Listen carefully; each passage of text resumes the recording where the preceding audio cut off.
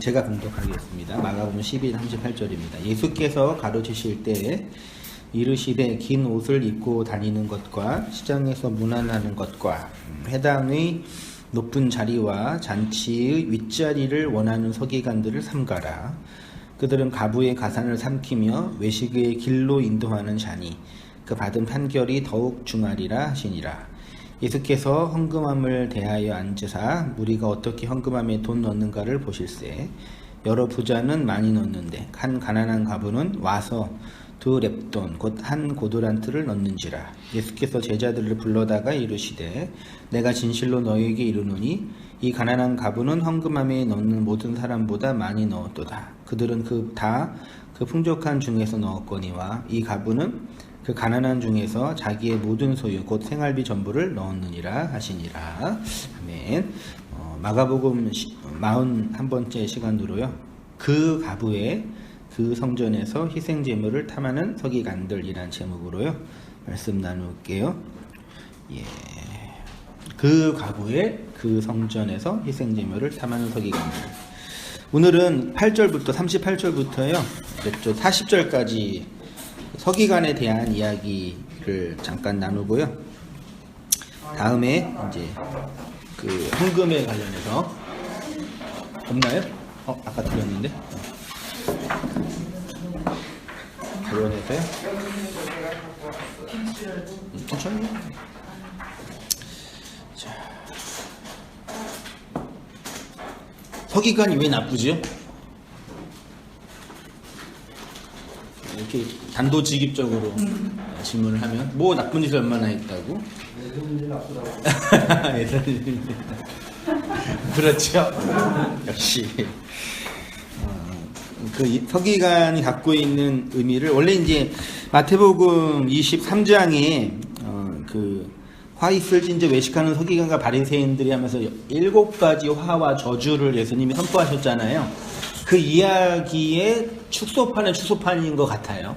그러니까 마가가 먼저 기록하고 마태가 나중에 기록했을 텐데 마가는 아주 진짜 심플하고 단순하게 특히 이제 뒤에 있는 과부와 비교를 하면서 이제 복음을 이제 심플하게 설명하고 있는 듯합니다. 그래서 그 내용을 본문에 근거해서 하고 나중에 기회 되면 마태복음 23장에 있는 소위 말해서 이제 종말론 강화 혹은 이제 예수님이 바리새인과 서기관들을 향해서 비난했던 그 이야기를 또 깊이 살펴보면 되게 중요한 내용이 있을 거라고 여겨지는데 그거는 또 차치 나중에 하고 오늘 이 본문을 근거로 그 서기관들에 관한 과부들을 대하는 태도를 통해서 한번 복음의 의미를 생각해 보도록 하겠습니다. 예, 서론적으로 유대 사회와 서기관 한번 읽어주시죠.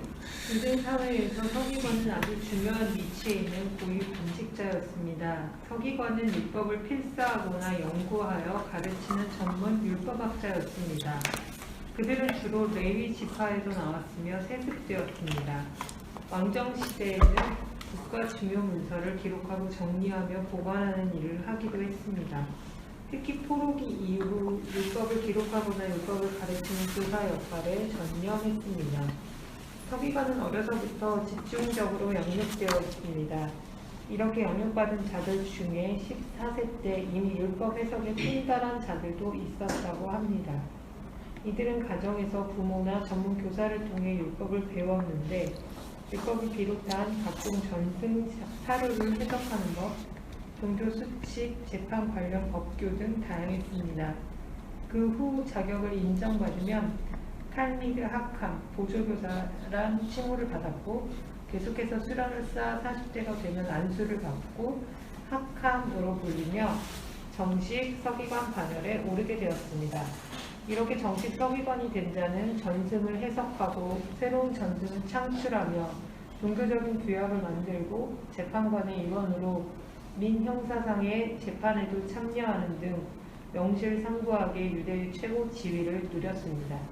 또한 이들이 만든 전승은 율법 이상의 권위를 가지는 등 서기관의 권한은 실로 막강하였습니다. 이들은 신약시대에 와서 율법 교사로도 불렸으며 대부분 바리새파에 속하였고 사내들인 공회의 핵심 인물이 되었습니다. 네, 유대 사회에는 모세의 토라라는 종교법 정도가 아니라 헌법과 같은 역할을 하는 신정 국가였기 때문에 그 율법을 기록하고 해석하는 역할은 매우 중요하게 여겼습니다. 따라서 그들은 유대 사회 안에서 사회적으로 종교적으로 강력한 권력을 가지고 있었습니다. 서기관이 당시 사회적 헤게모니를 가질 수 있었던 것은 문자를 소유하고 해석할 수 있는 힘이 있었기 때문입니다. 이게 이제 가장 중요한 이들의 헤게모니죠. 고대 시대에는 문자는 모든 사람이 읽을 수 있지 못했지요. 더욱이 해석한다는 것은 왕이나 귀족이 아니면 불가능했습니다. 고대 시대 때는 문자를 알고 있는 것 자체가 큰 권력이었습니다. 그래서 종교개혁에는 반드시 문자의 대중화를 기초로 이루어진 것입니다.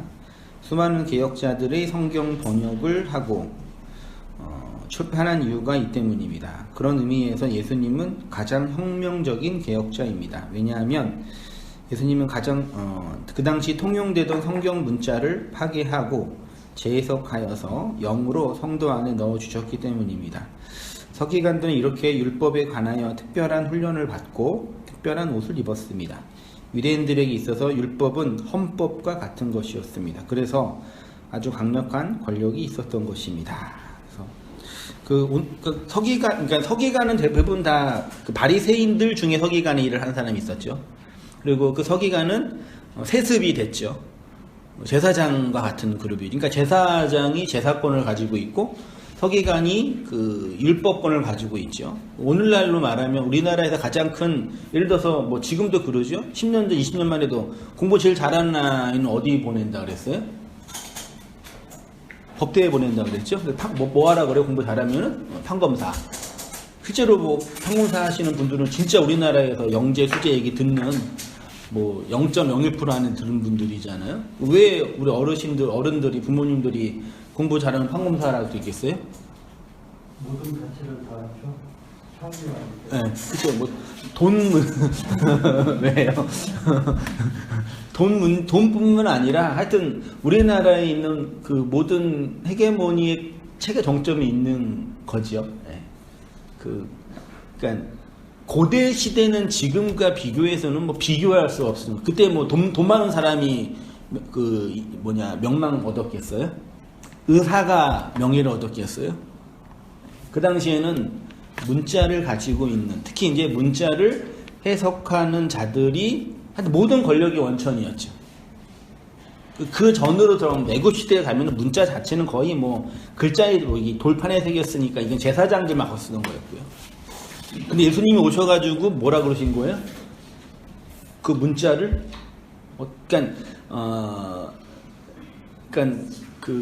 아까 집사람 오면서 그런 얘기 잠깐 얘기 했는데 세종대왕이 왜 훌륭하냐?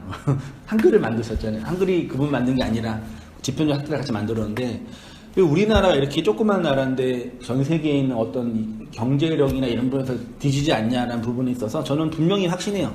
한글이라는 대중화된 의사소통 기구를 가지고 있기 때문에 아주 강력한 힘이 있다고 봐요. 그러니까 세종대왕이 한글을 만들 때 가장 반대했던 사람들이 누구였어요? 사대부들이잖아요. 사대부들이 왜 싫어했겠어요? 한자라는 자신들만의 고유 문자를 갖고 있었는데 모든 사람이 한글이라는 그 공통 문자를 가지게 되면 자기의 뭐가 없어져요? 쉽게 말하면 밥그릇이 없어지니까 당연한 거죠. 오늘도 마찬가지죠. 판사, 검사, 의사 다 자기 헤게모니잖아요. 이제 상징적으로 문자라는 것으로 표현하는 거죠. 글자. 그래서 종교개혁이 일어났을 당시에 칼빈이나 루터가 제일 먼저 한 것 중에 하나가 뭐겠어요? 성경을 민중이 사용하는 일반 언어로 번역하여서 대중들한테 읽히게 한 거죠. 그 당시에는 라틴어 성경만 있었고 라틴어로만 성경을 강의했으니까 대중들은 못 알아먹었죠. 그래서 그때 이후에 문자가 보편화되면서 대중 성경이 번역이 되면서 모든 사람의 성경이 읽혀지게 되는 거죠. 읽혀지니까 암송도 하고 외우기도 하고 비교도 하고 분석도 하고 공부도 하고 연구도 하니까 저 같은 이런 일반 사람이 목사도 될 수 있는 거죠. 되게 어마어마한 일이죠. 한 200년 전, 500년 전만 해도 목사나 이런 성직자는 뭐 일반 시민은 못했던 거잖아요. 문자를 다루는 사람이었으니까요. 그러니까 잘 보시면요, 종교 개혁이 어떤 이 개혁이 근본이 일어날 때 가장 기본적인 헤게모니 싸움은 이 문자에 대한 소유권뿐만 아니라 해석 싸움이에요. 결론은 그거예요. 우리가 지금 이렇게 나누고 있는 이 묵시복음도 결국은 해석 싸움이잖아요. 근데 이게 되게 파급 효과가 있는 이유가 뭐냐면 이 이전에 없었던 뭐 유튜브나 이런 새로운 플랫폼이 일어나가지고 언제 어디서든지 모든 사람이 어디서든지 이 문자를 읽고 보고 비교하고 분석할 수 있는 거죠. 그러니까 옛날에는 뭐 주의 종, 목사, 신학자들만 소유했던 문자 해석권이 이제 모든 성도들한테 보편적으로 흩어진 거죠. 근데 문제는 뭐냐면 그래도 성경을 안 읽어요. 그래도 공부를 안 하고, 그래도 연구를 안 해요. 그러니까 그 헤게모니 갖고 있는 사람들한테 매여서 이제 뭐 주의 종이네 뭐 하네 하면서 자기의 헤게모니 안에 갇혀 살게 되는 거죠. 그런 의미에서 뭐 종교개혁뿐만 아니라 오늘날 이 지식의 대중화는 뭐 여러 가지 이제 단점도 많이 있지만 되게 우리 사회에 아주 근본적인 변화를 일으키고 있는 힘이라는 생각이 들어요.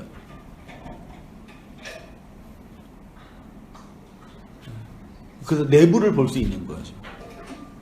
요즘에는요, 잠깐 딴 얘기 하면은 그 의료에 관한 지식도 뭐 깊이 있는 거는 모르겠지만 인터넷이나 책 보면 다 나오더라고요.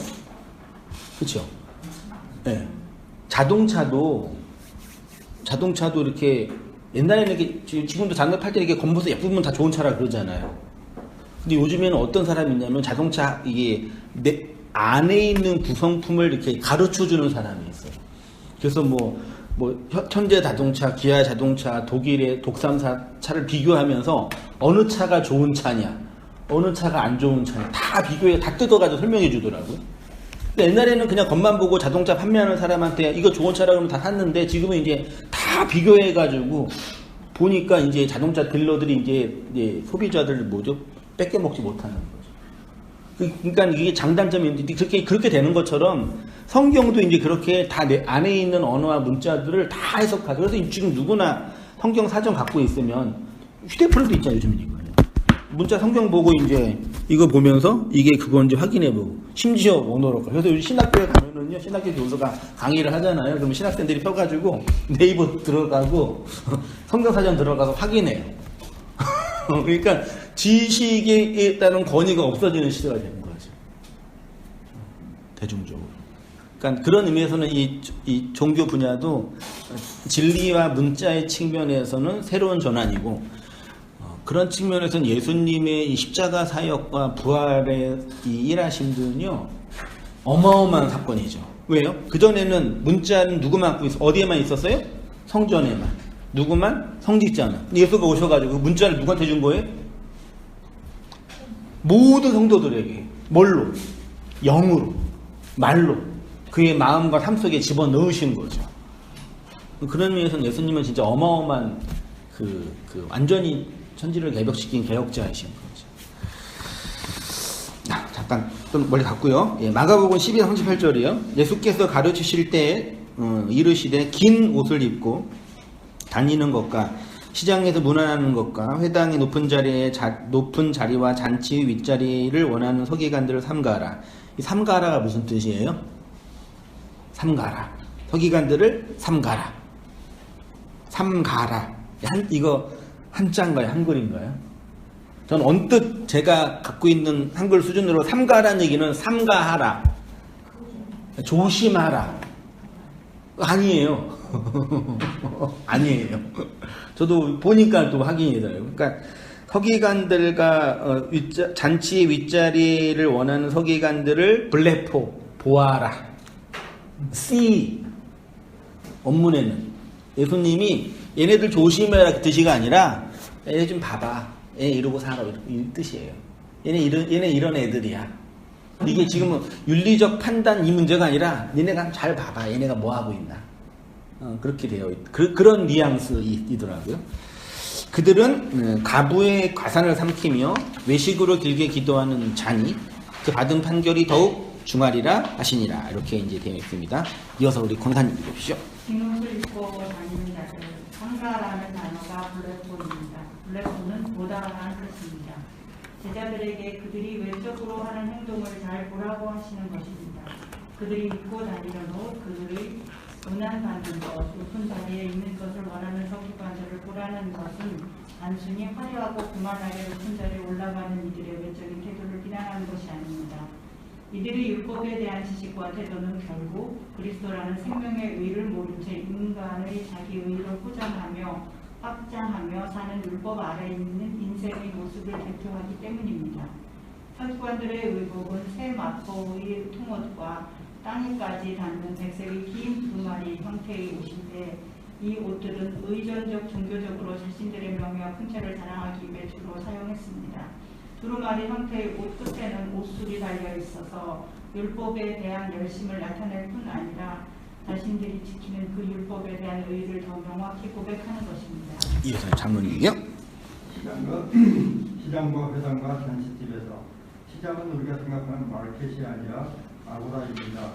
아고라는 물건을 사는 데는보다 모임과 회합의 장소를 의미합니다. 여기는 주로 율법과 전승에 대한 해석과 토론을 하는 장소입니다.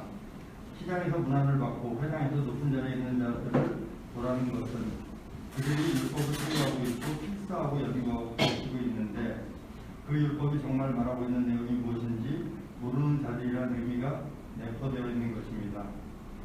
오히려 그들은 과거의 가산을 삼키며 외식을 길게 기도하는 자들인데 그것으로 판결이 더욱 중하게 된다고 하십니다. 네, 여기서 이제 중요하게 볼게요. 그냥 뭐 본문적 해석, 그러니까 의미는 뭐 여기서 이제 시장, 회당, 잔치집에는 뭐가 있어요? 먹는 게 있죠. 이게 그러니까 그래서 이 잔치집이라는 단어가요. 성경에서 이제 함께 저녁을 먹는 자리 이렇게 표현이 돼요. 그러니까 밥 먹는 곳. 그러니까 회식이나 어떤 공동의 식사를 하는 곳이에요. 그러니까 단지 우리가 말하는 어떤 잔치의 개념이 아니라 되게 그 종교적이고 신학적인 개념이 내포되어 있는 곳이고, 회당은 그야말로 신화국의 회당이고요. 시장은 아까 말씀드린 것처럼 말씀을 토론하는 곳이에요. 그러니까 이게 다 지금 뭐냐면은 성전 제사와 율법과 관련된 장소라는 얘기죠. 이들이 서기관들이 율법이라는 그 문자의 헤게모니를 갖고 이곳에서 자기들의 헤게모니를 확장하고 그 헤게모니로 자기들의 이익을 보장받고 확장하기 위해 사용하는 자들이라는 걸 봐라 이거예요. 얘네가 지금 니네 서기관들 존경하고 중요하고 니네 우리 민족을 주선 중요한 권력인데 얘네가 어떻게 지금 율법 아래에서 살고 있는지 봐라 이 얘기죠. 그건 결국 우리의 모습이기도 하죠. 자, 과부의 가산을 탐하는 자 보시면 과부의 가산을 삼킨다는 것은 무슨 의미일까요? 어떤 사람들은 서기관들이 명예욕만 있을 뿐만 아니라 재물에 대한 탐욕이 있기 때문에, 그래서 앞에 있는 걸 명예욕이라고 해석을 하고요. 뒤에 있는 것을 이제 재물을 탐하는 거라고 표현하죠. 그러니까 이렇게 보니까 지난주에 말씀드렸던 것처럼 목사로 이렇게 성장하고 좋은 목사가 되기 위해서는 전도사 때는 어떤 훈련을 받는다 그랬어요? 재정 훈련을 받고, 이제 목사가 되면, 담임 목사가 되면은 이제 인간관계 훈련을 받고 명예에 대한 이제 훈련을 받아서 성장한다, 이렇게 딱딱 맞는 거예요. 그러니까 이렇게 보니까 신나고 나면 그런데 그래도 이렇게 딱딱 맞아서 이렇게 정리해서 살아가는구나, 그렇게 살아가는구나 생각이 들더라고요. 그렇게 이제 대부분 다 보더라고요. 그게 다 틀렸다, 문제가 많다, 그렇게보다는 그렇게 봐요. 물론 율법을 이용해서 당시 가장 연약한 자들의 재산을 강탈하는 악한 행동에 대한 말씀이기도 하지만 핵심은 여전히 많은 사람들을 율법 아래서 죄의 종로로 타기하는 율법 교사들이 왜곡된 율법 행위에 대한 비판적, 상징적 표현인 거죠. 이거 무슨 서기관들이 말하자면 그거죠. 그 당시 서기관은 오늘날로 말하면 최상위 그룹이잖아요. 옛날에는 계급 사회였으니까 최상위 그룹이었고, 과부는 가장 밑바닥에 떨어진 위치에 있는 사람인 거죠. 그들이 사회적으로 그들의 재산과 뭐 가산을 이렇게 이용해서 뺏어먹고 뭐 그런 걸 비난했겠어요. 예. 쉽게 말하면 이건희 회장이 뭐 이렇게 사회에서 돈 없는 사람들 그거 뭐 삥 뜯고 그랬겠어요? 그러겠어요? 웃기잖아요. 오히려 기부하죠. 더 잘 보이려고요. 그런 식의 이 관점 자체가 좀 되게 그 당시의 사회 문화적 상황이나 서기관들의 위치나 가부의 상황을 전혀 이해하지 못한 아주 그냥 겉에만 본 문자적인 해석인 거죠. 그렇죠. 내용은 다 이해하실 거예요. 상징적으로 설명하고 있는 거라 보여지는데, 그래서 이제 이 핵심은 제가 줄만 친 거 부분을 보시면은 왼쪽에 이들의 율법에 대한 지식과 태도는 결국 그리스도라는 생명의 의의를 모른 채 인간의 자기 의로 포장하며 확장하며 살아가는 율법 아래 있는 모든 인생들의 모습을 봐라 라고 예수님이 선언하고 계시는 것으로 좀 보여지고요. 시장에서 문안받고 회당에서 높은 자리에 올라가는 그들은 율법을 가지고 있고 필사도 하고 연구도 하고 가르치고 있지만 정말 그 안에 있는 그리스도라는 그 진리의 양식이라는 하나님의 무스테리온이라는 그 내용을 이해하고 담지 못한 자들의 외적인 행태에 불과한 거라고 보는 거죠. 그래서 예수님이 오직 그게 답답하셨으면 마태복음에 가면은 몇 가지 화로요? 7으로 복을 말씀하신 게 아니라 저주의 7이라는 언약의 실현이잖아요. 언약의 내용을 저주로 선언하신 거예요. 나중에 그래서 이거는 꼭 공부해야 할 말씀인 거 보여져요. 저주를 아주 아주 급진적인 언어로 한글로 번역된 게 이 정도라면은 그 당시에 서기관과 바리새인들이 해석할 때는 얼마나 그러니까 당연히 이제 죽인 수밖에 없는 그 위치에 놓이신 거죠. 본문만 또 보시면 7가지만 제가 이렇게 잠깐 편집해서 올려놨습니다. 이 말씀을 하셨던 거죠. 화 있을진저 외식하는 서기관과 바리새인들이요. 너희는 천국문을 사람들 앞에서 닫고 천국문을 닫고 너희도 들어가지 않고 들어가려 하는 자도 들어가지 못하게 하는도. 그러니까 못 들어가게 서로 막는다는 얘기죠. 화 있을진저 외식하는 서기관과 바리새인들이요. 너희는 교인 한 사람 얻기 위하여 바다와 육지를 두루 다니다가 생기면 너희보다 배나 더 지옥 자식 되게 하는도다. 화 있을진저 눈먼 인도자여. 너희가 말하되 누구든지 성전으로 맹세하면 아무 일 없거니와 성전의 금으로 맹세하면 지킬지라 하는도다. 화 있을진저 외식하는 서기관들과 바리새인들이여. 너희가 박하와 회양과 근치의 11조는 들이되 율법에 더 중한 바 정의와 긍휼과 믿음은 버렸도다. 그러나 이것도 행하고 저것도 버리지 말아야 할지니라. 화 있을진저 외식하는 서기관과 바리새인들이여. 잔과 대접의 겉은 깨끗이 하되 그 안에 있는 탐욕과 방탕으로 가득하게 하는도다. 마지막으로 화 있을진저 외식하는 서기관과 바리새인들이여. 회칠한 무덤 같으니 겉으로는 아름답게 보이나 그 안에는 죽은 사람의 뼈와 모든 더러운 것이 가득하도다. 화 있을진저 외식하는 서기관과 바리새인들이여. 너희는 선지자들의 무덤을 만들고 의인들의 비석을 꾸미며 이르되 등등으로. 그러니까 뭐 깊이 있게 강론을 해야 되겠지만 전반적으로 통론적으로 보면은 겉에 있는 내용, 껍데기 안에 집중하여서 그 안에 있는 내용과 진리를 양식과 마음으로 담지 못한 자들을 향한 예수님의 저주죠. 그러면 오늘날 문맥으로 다시 번역하자면 오늘날도 여전히 예수님이 저주하는 자들의 모습은 어떤 거예요? 율법의 껍데기와 그 겉에 있는 것에 매몰되어 그 안에 있는 내용, 예수님이 표현한 의, 진리, 사랑이라 표현한 그 안에 내용을 양식으로 갖지 못한 채 외적 육의 행위로만 열심히 살아가는 자들을 향한 예수님의 진노.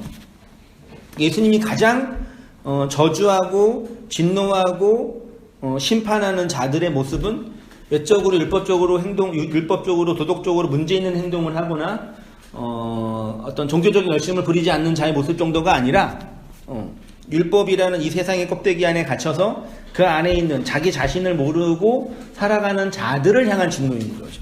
그게 예수님이 가장 말하자면 미워하고 저주하는 자의 행태인 거죠. 그렇게 이제 전제를 하고요. 내용에 들어가 보겠습니다.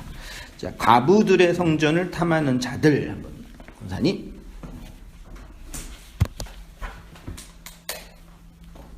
가부의 가산을 삼키다가 원문에는 카테스디오 오케라입니다.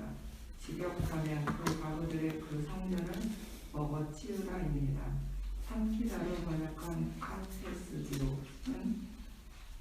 먹다 삼키다라는 뜻으로 율법의 진리를 먹는 그 상태, 율법의 행위로 그리스도의 의를 대적하는 그 상태, 옛 성전의 희생제사로 새 성전에서 완성된 그리스도의 의를 거부한 상태를 표현하는 것입니다. 네, 여기에 좀 오타가 있는데요. 원문에는 카테스디오, 여기 원래 정관사는 호라고 읽어요. 오라고 제가 썼는데 호, 오이키아, 호케라거든요. 오이키아는 헬라어의 집이란 단어거든요. 가족. 이렇게 히브리어로 뭐예요? 네, 베이트죠. 베이트는 집 혹은 성전이에요. 네, 혹은 집을 짓다, 성전을 짓다라는 동사도 되고. 그러니까 만약에 베이트를 성전으로 번역을 하면 그 성전, 케라는 이제 과부니까 복수형으로 되어 있으니까 그 과부들의 그 성전을 삼켜 먹는 자. 그러니까 성경에서 이게 먹다라는 단어, 이 카데스데오가요, 그냥 먹다라는 의미인데 언제 주로 사용됐냐면은 이렇게 제가 안 넣었나요? 이거를 단어를 그러니까 예수님이 씨 뿌리는 비유에서 씨가 길가에 떨어지니까 누가 먹었어요? 새가 먹다 할 때 이 단어를 써요.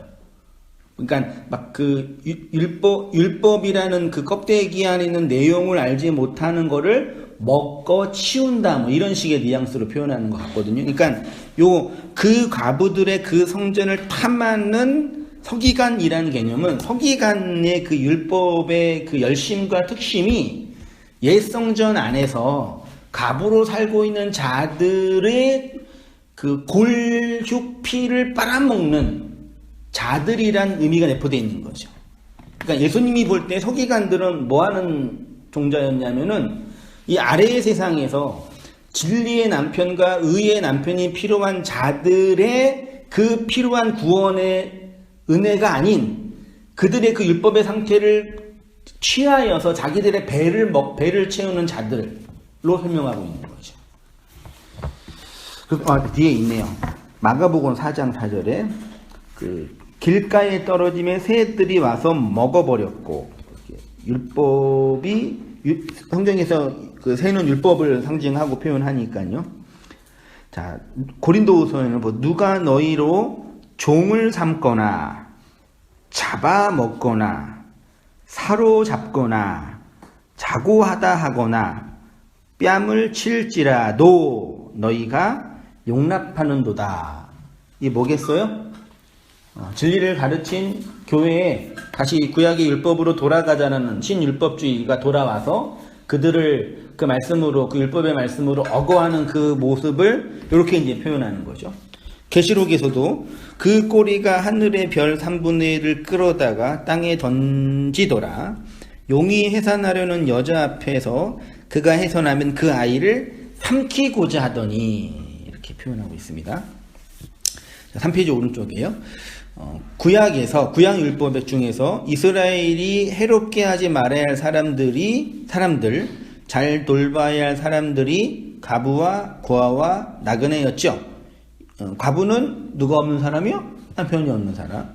고아는 아버지 없는 사람. 나그네는 레위인은 땅이 없는 자들이죠. 이게 다 구약에서 하나님의 은혜를 필요로 하는 가난한 영혼들을 상징하는 거죠. 내가 이들은 반드시 책임지겠다. 내가 이들만은 구원시키겠다.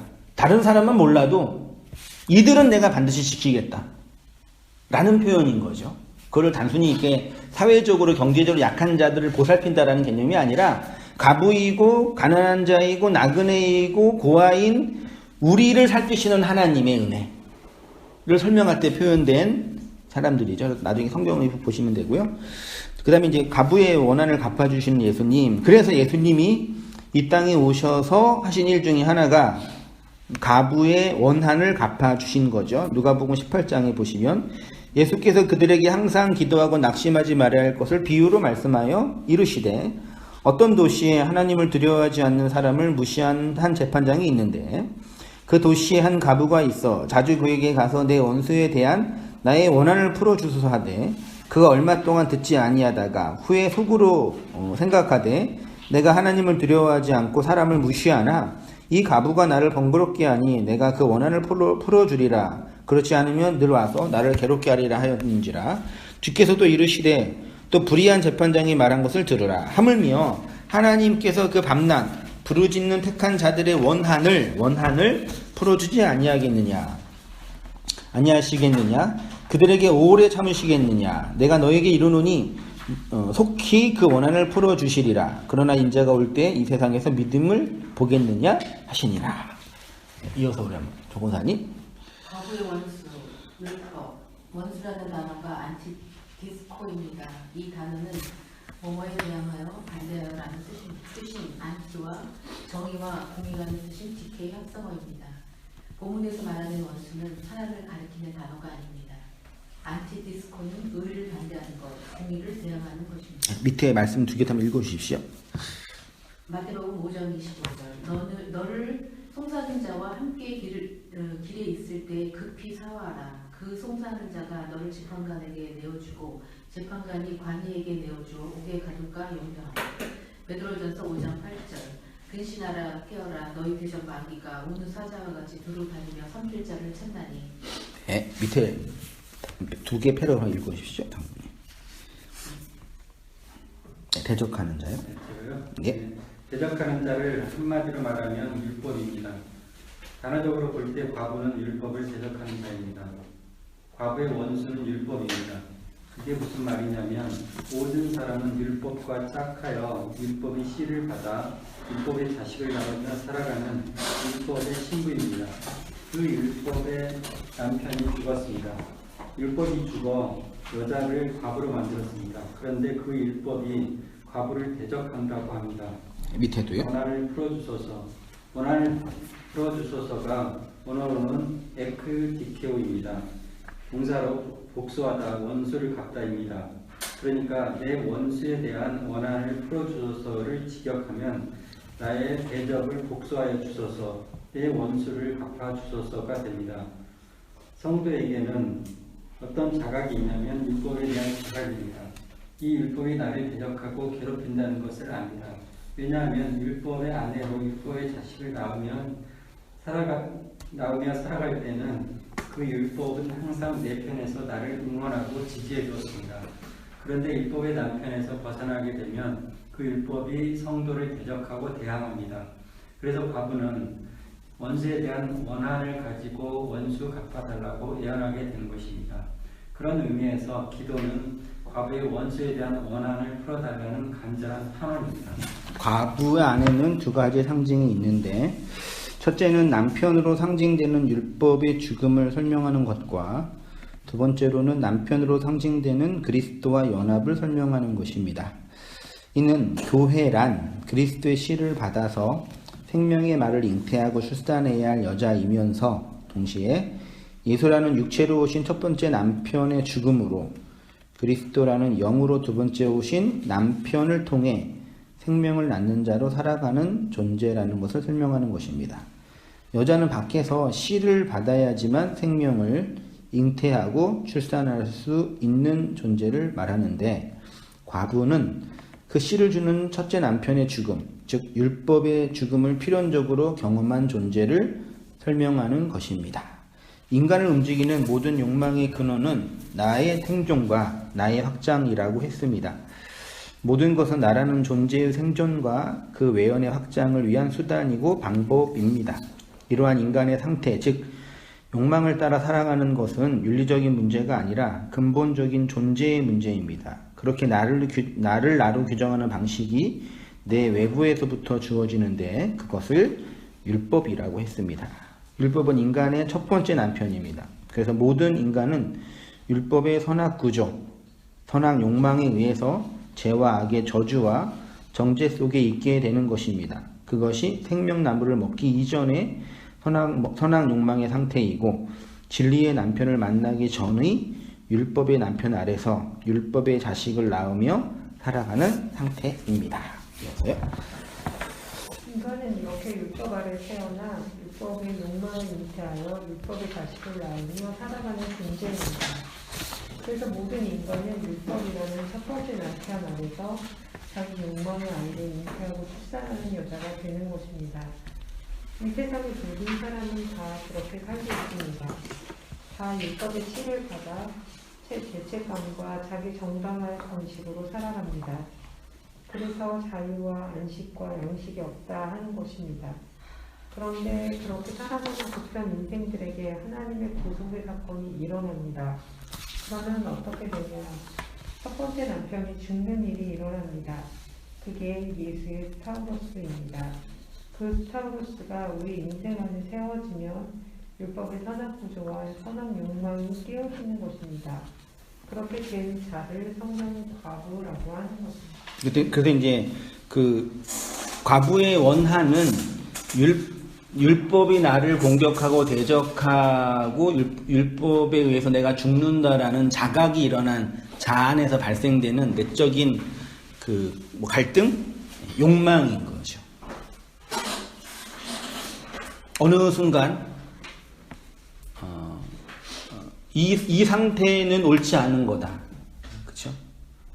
어느 순간 이거는 가짜인 거다. 라는 내적인 자각이 일어나는 거죠. 그래서 이제 저는 그게 원한인지는 몰랐지만 예수님 표현은 성도의 원한인 거죠. 성도된 자의 마땅한 그 구원의 갈망인 거죠. 그거를 풀어달라는 그 탄원과 기도가 촉발되는 거죠. 저는 이게 당연히 마땅한 성도의 구원의 메커니즘이라고 해석이 돼요. 근데 이제 서기관들은 뭐 하는 거예요? 아니야. 열심히 희생제사 드려. 노력하고 애써봐. 그럼 너 좋은 사람도 훌륭한 사람 돼. 그래서 그러는지 아는 거죠. 그래서 1등도 해보고 2등도 해보고 3등도 해보고 10등도 해보면서 나름대로 자기만의 율법적 체계를 만들고 살아가는 거죠. 그래서 그러니까 예수님이 입장에서 그런 서기관들이 아주 저주의 대상이 될 수밖에 없는 거는 그렇게 자신의 구원에 대한 갈망과 목마름을 갈망하는 자들을 향한 구원의 가능성마저 박탈당하게 하는 거죠. 아니 사람들이 교회 왜 가요? 기본적으로 뭐 물론 이제 잘못된 의도로 가는 사람도 있지만 기본적으로는 이 구원에 대한 열망, 이 원한에 대한 이 내적인 갈등에서부터 시작되잖아요. 맞잖아요. 갔는데 이제 거기 있는 서기관들이 뭐라 그러는 거예요? 그렇게 얘기하는 거예요. 들었던 얘기. 그러니까 어느 순간 나는 구원에 이미 구원받은 자고 구원의 가능성이 이미 있는 자고 그리고 외적으로 행하는 율법의 조항 몇 개를 행하면 착한 사람이고 좋은 사람이라고 정해놓고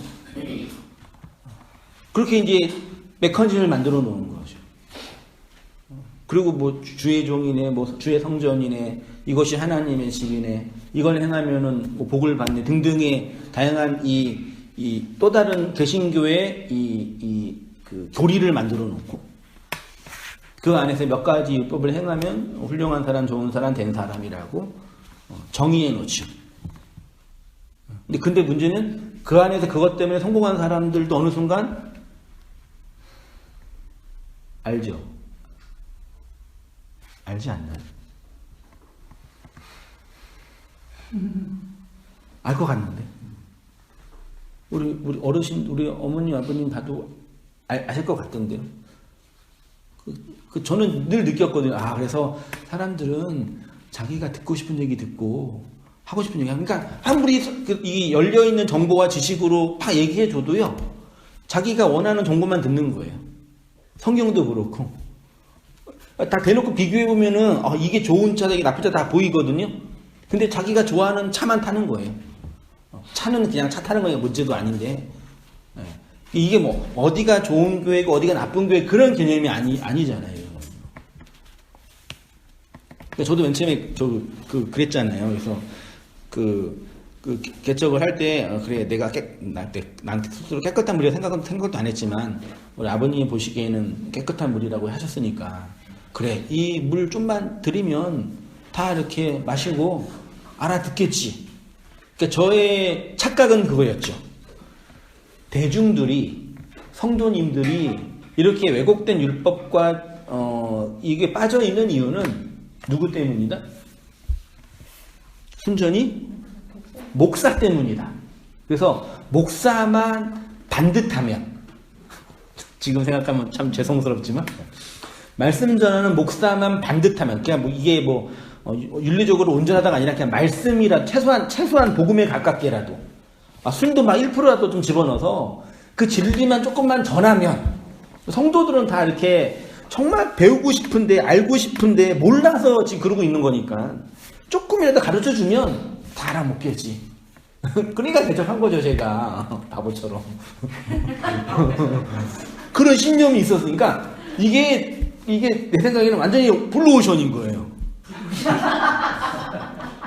영업적으로 보면 왜냐면은 다 상고스물 먹고 있는데 1고스물 주면 다 올 거 아니에요. 안 그러겠어요? 단가도 싸고 그런 그 신학적 신념이 있었어요. 제 안에는 좀 제가 그랬으니까. 그러니까 이분들이 이 왜곡된 율법에 갇혀 있는 이유는 순전히 누군가가 잘 가르쳐주지 않았기 때문이다. 그 구약의 선지자들 예수님처럼 말씀만 조금이라도 잘 전하면 들을 거다. 그렇죠. 물론 들을 분들은 듣죠. 근데 내린 결론은 이게 그 문제만은 아니겠구나. 이게 단순히 목사가 잘나고 못하고 진리를 전하고 안 전하고의 문제가 아니고 그쵸. 성도의 구원을 목사 한 사람의 설교로 결정한다는 건 하나님이 너무 그 불합리성에 전체를 거시는 거죠. 성도의 구원을 이 땅에 있는 목사의 설교의 진리를 전하고 안 전하는 거에 하나에 걸면은 그 자기 백성을 너무 위험한 처지에 빠뜨리는 거죠. 물론 되게 중요한 역할이지만 이게 그런 문제를 초월하는 영역이 있구나를 확인하는 거죠. 그거를 그것도 개척을 하고 진리를 전하고 말씀과 싸우고 토론도 하고 논쟁도 하면서 비난도 받으면서 내린 결론인 거죠. 그게 진짜 전 이해가 안 된다니까요. 그러니까 두 가지가 이해가 안 됐거든요. 첫째는 제 개인적으로 이해가 안 됐어요. 저는 설교를 열심히 준비해서 제 나름대로 100점은 아니더라도 그래도 이 정도면 그치 그래도 그래도 기분은 되지 그렇게 혼자 스스로 내 설교에 대한 어떤 만족을 가지고 이렇게 딱 하면은 나는 좋은데 어떤 분들은 아니라고 이렇게 반응하는 분들이 있는 거예요. 어느 때는 이것도 설교인가 이거 내가 이렇게 해가지고 내가 밥이랑 먹고 살서 막 이렇게 고민하고 하는데 어떤 분은 목사님 은혜 받았다고. 그러면 저는 이게 충격을 얻는 거죠. 어떤 충격이요? 이게 내가 잘하고 못하고의 영역이 아닌 부분이 있나? 그러니까 진짜 어느 때는 일주일 내내 이 말씀과 진리 앞에 고민을 하고 막 해서 진짜 그 노력해서 만들었잖아요. 맞는. 그런 거는 꽝! 그렇게 하는데. 어느 때는 그냥 정신이 지르다가 그냥 빨리빨리 해서 하다가 했는데 왜 받았단 말이에요.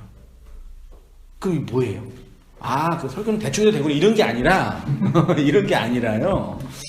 이거는 설교자의 인간적인 설교를 넘어서는 하나님의 강권하심과 다루심의 내용이 있다라는 거죠. 똑같잖아요. 같은 설교를 들었는데 어떤 분은 은혜 받았다고 그러고 어떤 분은 저건 비진리야. 여기는 다니면 안 돼. 그러고 가셨어요. 그럼 저는 고민인 거죠. 지금 권사님은 비진리 설교를 듣고 계시는 거예요. 그러니까. 어떤 분의 해석이 의한. 이런 그 경험하면서 물론 설교자로서 목사라는 직책으로서 말씀을 잘 이렇게 공부하고 연구하고 나눠야 되겠지만 이 하나님의 백성을 다루시는 하나님의 방법은 내가 생각하고 내가 알고 있는 그 지식과 경험 이상의 것이구나를 받아들이니까 좀 더 설교에 대한 자유로움과 사역에 대한 이해가 생기더라고요. 아, 그치, 내 교회, 내 양 때 이게 아닌 거니까. 뭐 하다가 여기까지 왔죠? 율법의 인간. 그렇죠.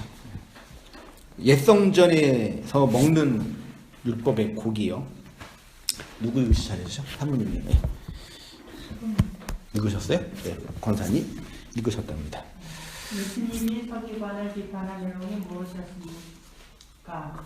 그 과부들이 그 성전을 삼키는 일을 하고 있다는 것입니다. 옛 성전 안에서 열심히 희생 제사 드리고 있는 자들에게 가장 필요한 것은 그 희생 제사의 내용이 두 번째 남편이 그리스도를 통해서 완성되었음을 전하는 것입니다. 그런데 예수가 그리스도로 오시기 전까지는 아무도 그 내용을 전하거나 가르치지 않았습니다. 오히려 그 과부들의 원한을 이용하여 자기 배를 채우는 일에만 혈안이었던 것입니다.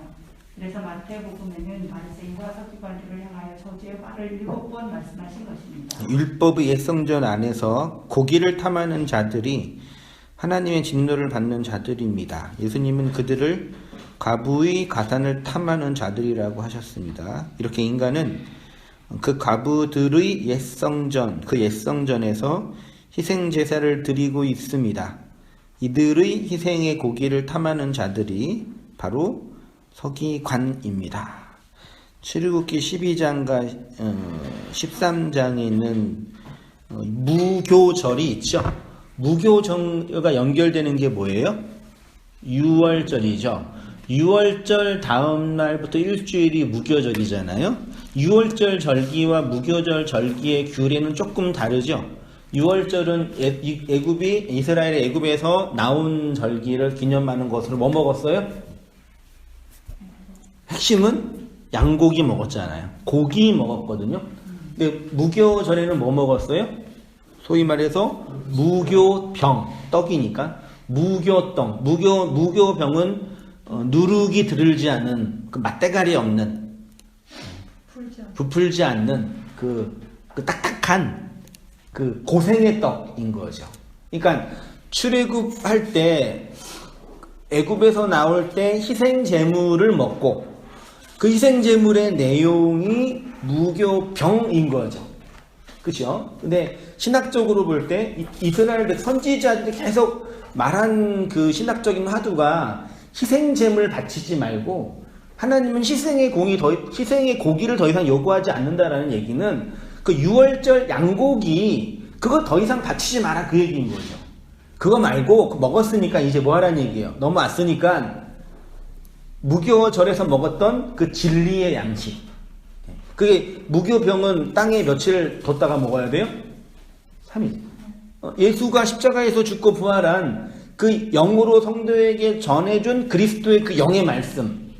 용서하게 하고 안식하게 하고 화해하게 하는 그 샬롬의 그 말을 먹는 자들이 너인 건데 자꾸 그거 먹는 거죠. 그래서 여러분 모든 종교의 희생제물, 희생제사나 제사에는 반드시 뭘 먹어요?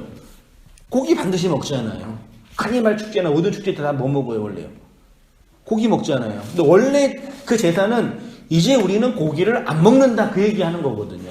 고기 안 먹고 고기를 내용으로 한 그 진리를 먹는다 그 얘기거든요.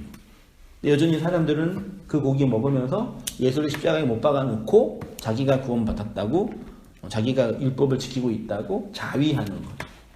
그 얘기 이제 정리하고 마치겠습니다. 희생의 고기를 먹는 절기가 유월절이고 그 고기를 끊고 사흘간 땅에 묻어 두었던 누룩 없는 떡을 먹는 절기가 무교절입니다. 근데 사람들의 입맛은 누룩 없는 떡을 싫어합니다. 유월절 고기를 먹고 싶어 합니다. 선지자들이 희생의 고기를 더 이상 바치지 말라고 한 이유가 이 때문입니다. 유월절의 양고기는 땅에서 부활하신 그리스도의 영으로 우리에게 주어진 진리의 양식이어야 하는데 사람들은 그 맛없는 무교떡을 거부합니다. 그리고는 희생의 제사를 드리는 그 행위로 율법을 다 지켰다고 하는 것입니다. 율법 교사, 이후에 이제 거짓 교사들이 서기관들이 교사들이 서기관들이 그렇게 가르치고 사람들을 그들의 가르침이 나쁘지 않다고 나쁘지만은 않았던 것입니다. 그들이 바로 과부의 가산, 그 과부들의 그 성전을 탐하는 자들인 것입니다. 예수님은 이렇게 옛 성전을 통해서 자기 배를 채우는 자들을 향하여 하나님의 진노의 화를 선언하셨습니다. 구약의 선지자들은 성전에서 살해당한 이유도, 예수님이 십자가에서 죽으신 이유도, 수많은 개혁자들이 율법의 문자를 가진 자들에게 살해당한 이유가 이 때문입니다. 옛 성전의 희생의 고기를 더 이상 먹지 말고 사흘 동안 땅에 묻어놓은 진리의 무교병을 먹으라고 하니까 살해한 것입니다. 쉬운 말로 그리스도라 칭하는 예수를 믿으라고 하니까 죽인 것입니다. 자신들의 희생의 카니발을 지키겠다고 한 것이죠. 그래서 성도의 진짜 양식은 희생의 고기가 아니라 그리스도의 영의 말씀이라고 하는 것입니다. 우리의 본성에는 맛없는 그 떡이 우리를 살리는 진짜 양식입니다. 그 양식 먹어야 삽니다. 은혜 안에서 살아가는 성도님 되시기를 축원드립니다. 기도하겠습니다. 하나님 아버지, 우리에게 허락하신 그리스도의 그 십자가 스타우로스의 언약이 희생의 제물이 아니라 양식과 은혜와 영으로 전해주신 그리스도의 말씀이고 생명인 것을 우리가 나누고 배웠습니다. 여전히 우리는 옛 성전 안에서 과부의 그 가산을 탐하는 자들처럼 희생제사의 욕망과 자기 의의 율법을 챙기기 위하여 여전히 살고 있는 자들의 모습을 볼 때가 여전히 있습니다. 그런 저희에게 찾아오신 우리 주 예수 그리스도의 생명과 십자가의 복음을 따라서 살아가는 우리의 모든 삶들 다 되어지도록 아버지 인도해 주시고 은혜 내려 주시옵소서. 이 땅에 오셔서 진짜 문자를, 율법의 문자를 파괴하시고 우리에게 그 문자의 내용 용서하게 하고 이해하게 하고 받아들이게 하고 해석하게 하는 영의 말씀을 건네주셨사오니 그 양식을 마음으로 받아 먹고 진리 안에서 풍요롭게 살아가는 우리의 모든 삶들 다 되어지도록 주님 인도하여 주시옵소서. 그리하여서 이 율법의 세상에 지나가는 이 세상 속에서 하나님이 보내신 이유와 가르쳐 주실 진리의 내용들을 담아서 그 은혜 안에서 살아가는 저희의 모든 삶들 다 되어주도록 아버지 인도해 주시고 은혜 내려 주시옵소서. 이제는 우리 주 예수 그리스도의 은혜와 하나님 아버지의 크신 사랑과 성령의 교통하심이 우리 살아가는 모든 성도님들의 삶 속에 지금부터 영원까지 함께 있을지어다. 아멘. 고맙습니다.